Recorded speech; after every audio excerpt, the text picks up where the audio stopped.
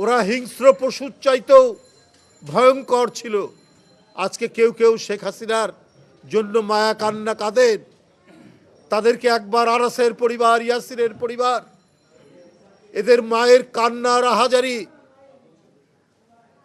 তাদের বুকের ভিতরকার যে আর্তনাদ আমি শোনার জন্য বলি।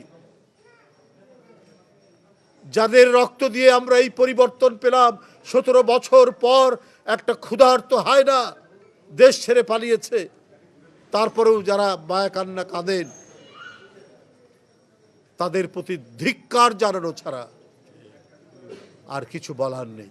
আজকে কেন আন্তর্জাতিক আর্থিক সংস্থাদের প্রেসক্রিপশন অনুযায়ী সাবানের দাম বাড়বে, কেন গুঁড়া দুধের দাম বাড়বে, তাদের উপর ভ্যাট লাগানো হবে, এবং আরও অত্যন্ত গার্মেন্টস মানে কাপড়ের উপর কেন ভ্যাট লাগানো হবে, ওষুধের উপর কেন লাগানো হবে, ভ্যাট বসানো হবে।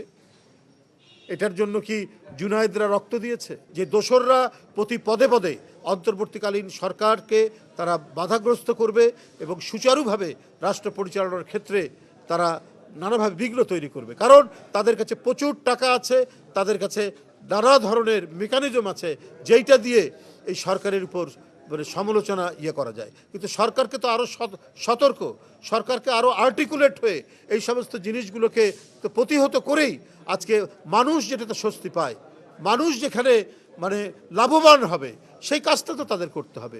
উদরপিণ্ডি বুদর ঘরে চাপিয়ে দিলে পরে মানুষ এটা শুনবে না, কারণ এই সরকার তো জুনায়েদের রক্তের সরকার, আবু সাঈদের রক্তের সরকার।